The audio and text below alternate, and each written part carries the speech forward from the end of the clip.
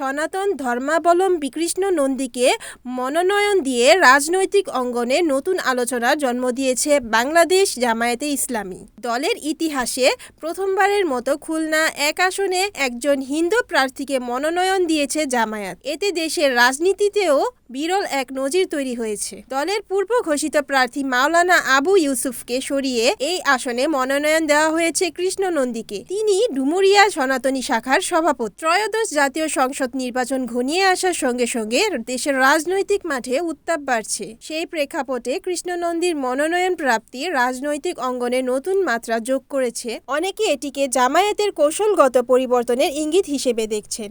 জামাত ইসলাম আমাকে মনোনয়ন দিয়েছে, যেহেতু আমি একজন হিন্দু মানুষ হিসাবে আমাকে খুলনা ১ আসন দাকব বৈঠকাটায় নমিশন দিয়েছে, যেহেতু সেখানে হিন্দু অধ্যুষিত এলাকা। আর জামাত ইসলাম চাই যে এখানে কোনো ধর্মের ভেদাভেদ থাকবে না, হিন্দু বৌদ্ধ খ্রিস্টান সবাই এক কাতারে দাঁড়াবে। তাই জামাত ইসলাম আমাকে মনোনয়ন দিয়েছে। মুসলমান বৌদ্ধ খ্রিস্টান না, সবার উপরে মানুষ, মানুষ সত্য।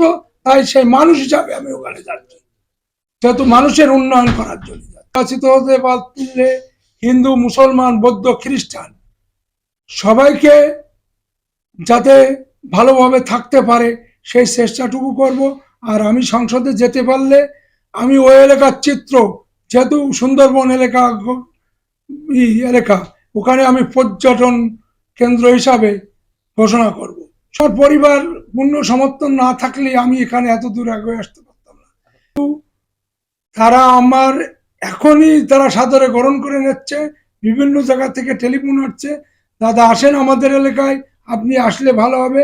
জামাত ইসলাম আমাকে, জামাতের যত কর্মী আছে তারাও গ্রহণ করবে, হিন্দুরাও গ্রহণ করবে, বৌদ্ধ খ্রিস্টান যে ধর্মের মানুষ আছে তারা আমাকে সাদরে গ্রহণ করবে। যেহেতু আমি কোনো অহংকারী লোক না, আমার ভিতরে কোনো অহংকার নেই, চাওয়া পাওয়া নেই, আমি এলাকার উন্নয়ন করার জন্য। জামাত ইসলাম 2003 সালে অধ্যাপক মিয়া গোলাম পরের হাত ধরে জামাত ইসলামে যোগদান করি। ওনাদের সদস্য আছে, সেই সদস্য ফর্ম পূরণ করে আমি সদস্য হই।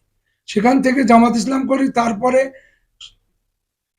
যেহেতু যে শাসক ছিল শেখ হাসিনার আমলে জামাত ইসলামকে মানে একদম অ্যাবলিস্ট করার একটা চিন্তা ভাবনা ছিল, পারি নাই, যেহেতু সততার একটা জয় আছে। আবার জামাত ইসলাম 5ই আগস্টের পরে দেখেন কিভাবে ঘুরে দাঁড়িয়েছে, যে জামাত ইসলামের এত শক্তিশালী সংগঠন হিসাবে এখন বাংলাদেশে দেখা দেবে আগামীতে, যে জামাত ইসলামী আগামী সংসদে যাওয়ার সম্ভাবনা আছে। Report Mamun Hasan, NNTV, Khulna.